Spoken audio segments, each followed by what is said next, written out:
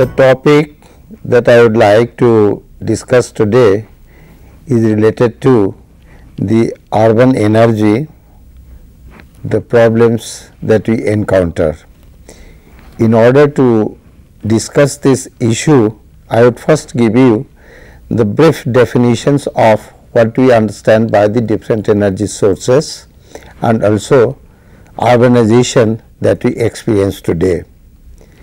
Among the different energy sources which are existing starting from the beginning of the human civilization, these are mostly like traditional fuel energies like wood and charcoal.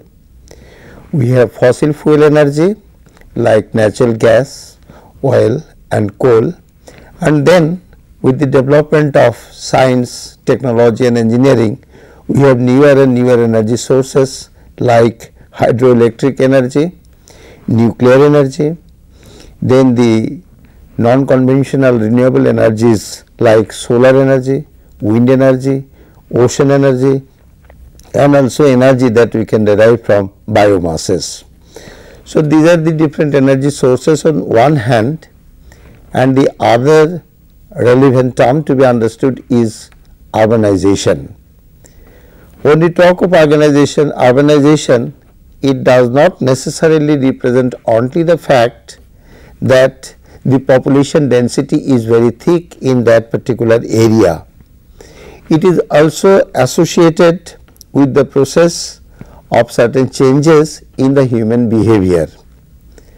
The important influences of urbanization is associated with the rapid migration of population from the rural areas around that particular urban area, and this rural population, which normally comprise with the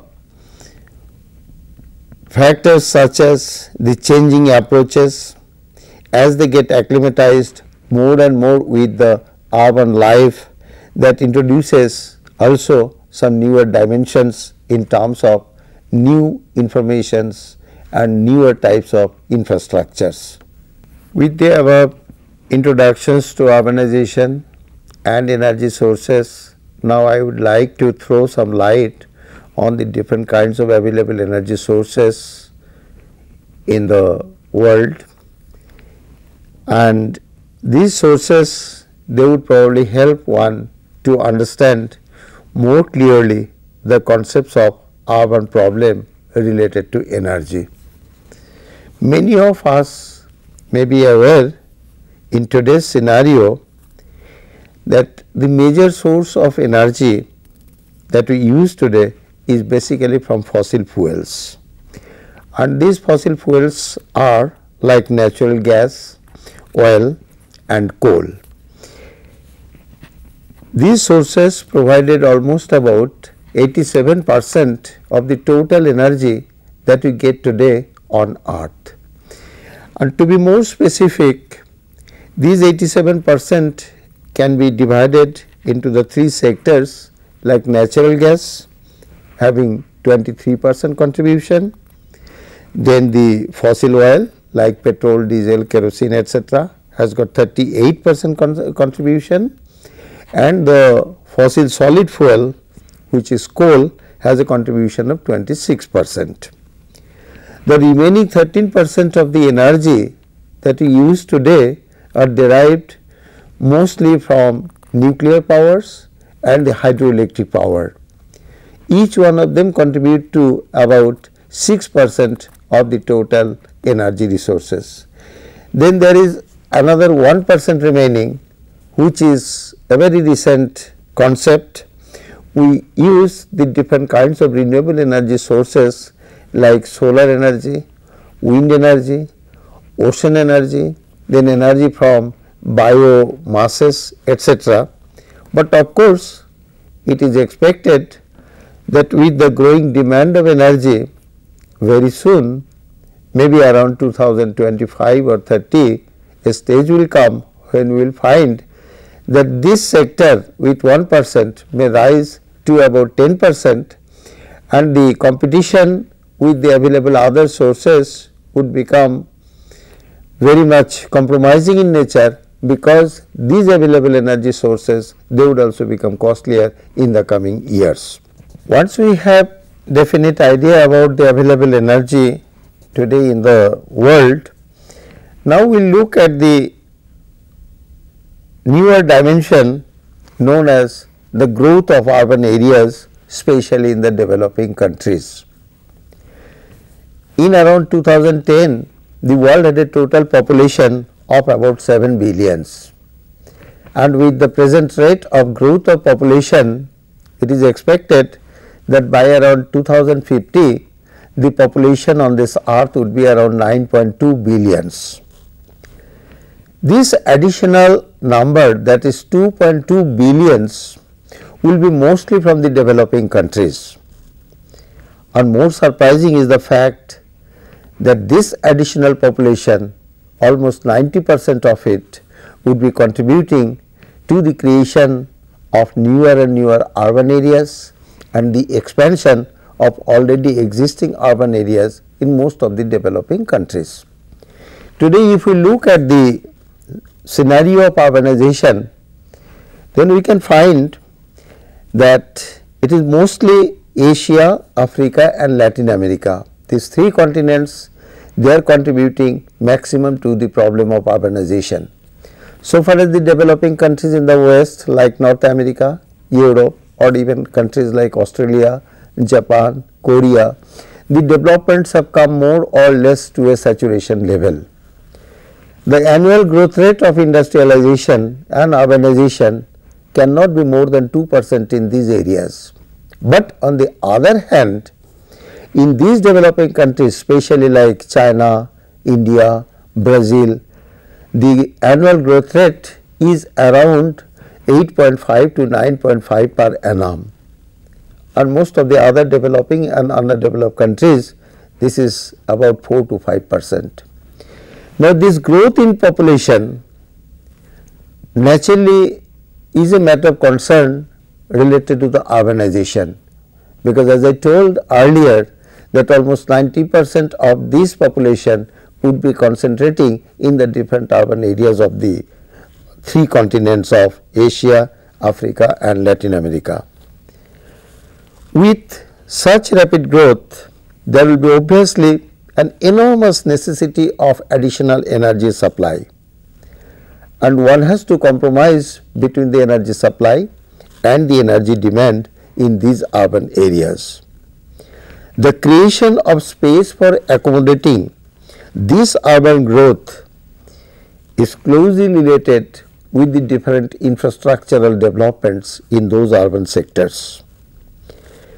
And this obviously mean the important parameters like popularly as we call Bijli Sarak Pani, this electricity, roads and water, and these are the different problems which one has to solve before a smooth growth of the urban areas can take place.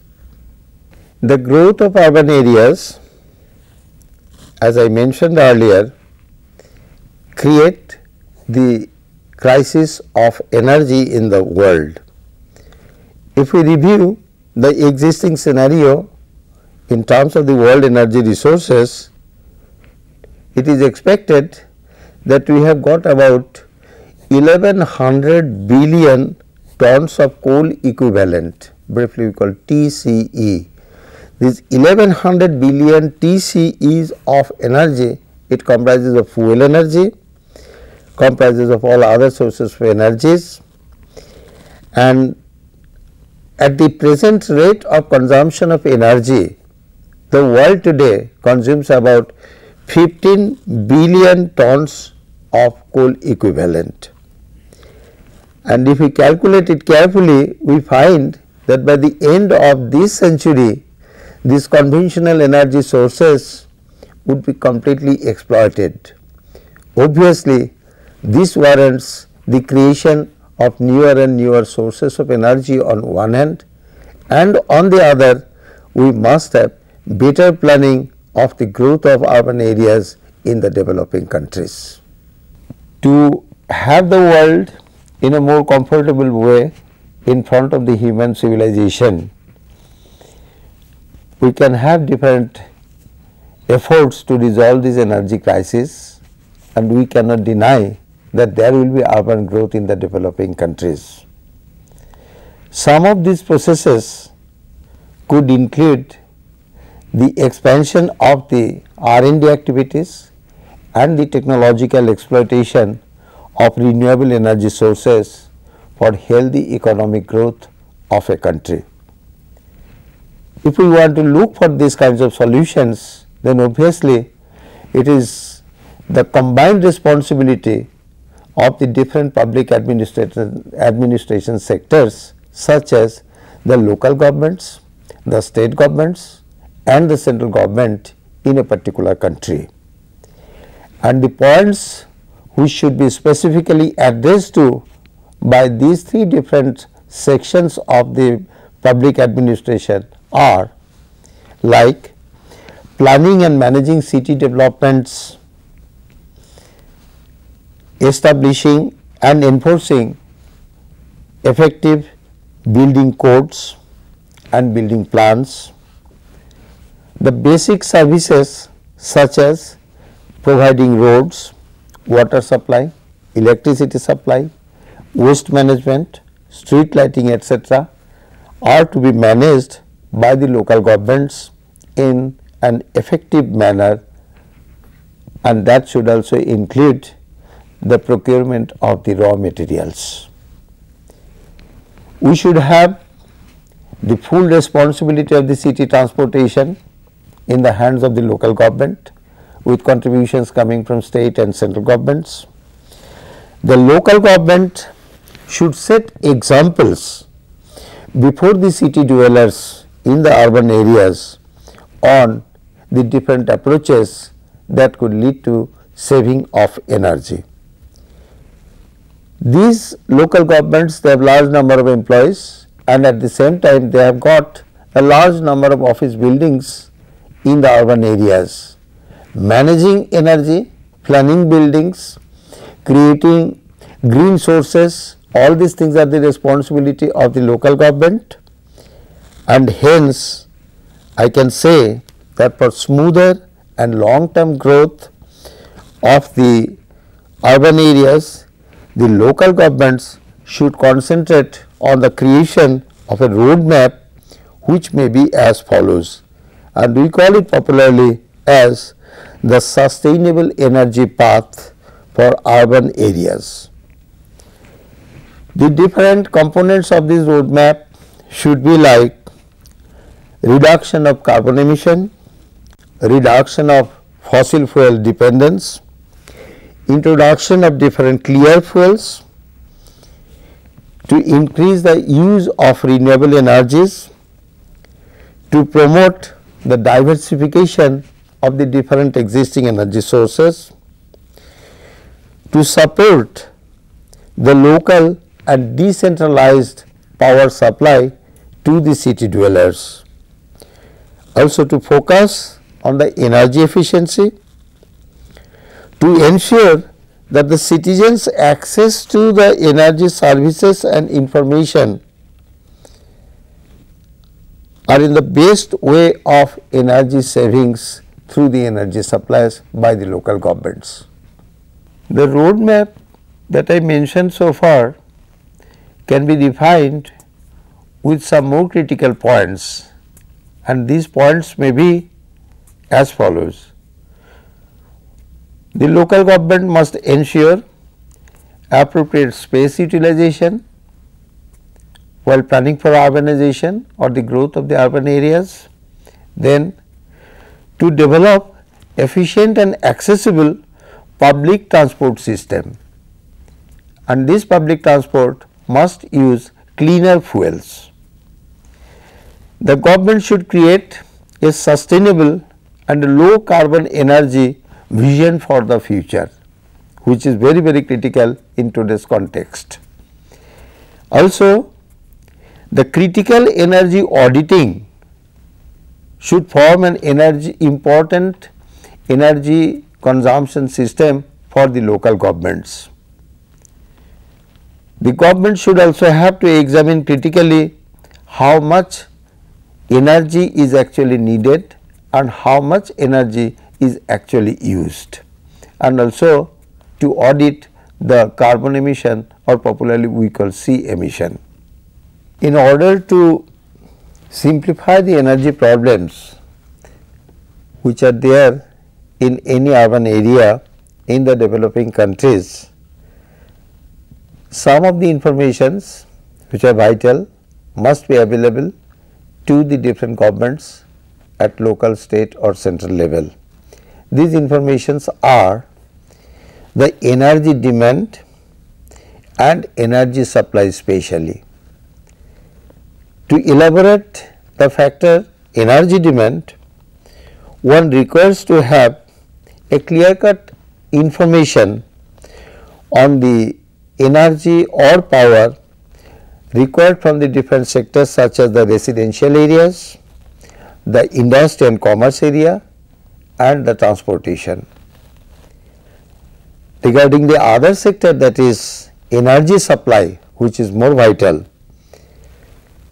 we need to know at length about all the different modes of energy supply in the city or the urban area, such as coal, natural gas, liquid fuels like petrol, diesel, kerosene, etc.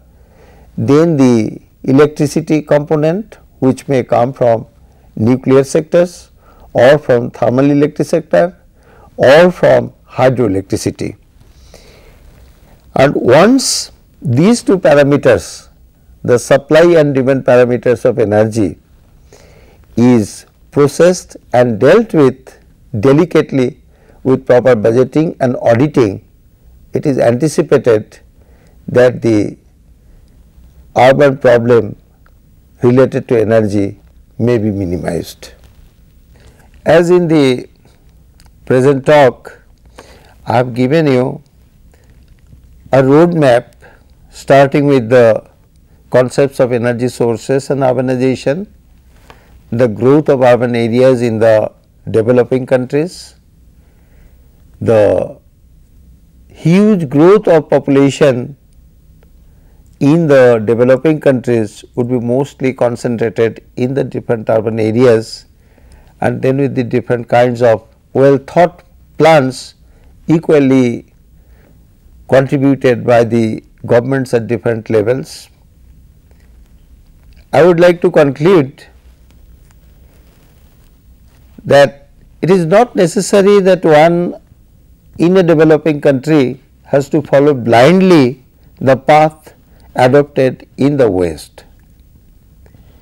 The geography of the country, the resource potentiality of the country, the urban population growth, all these factors should be taken care of in such a way that a right solution for the right place at the right time can emerge. And this is not possible only by the participation of the governments. It is also the society at length must see to it that they have a responsible role to play, because energy resources are limited, whereas the growth of human civilization is acutely dependent upon the energy supply. And hence my last statement would be, for happy human civilization, a responsible participation of the civilized people are equally important. Thank you.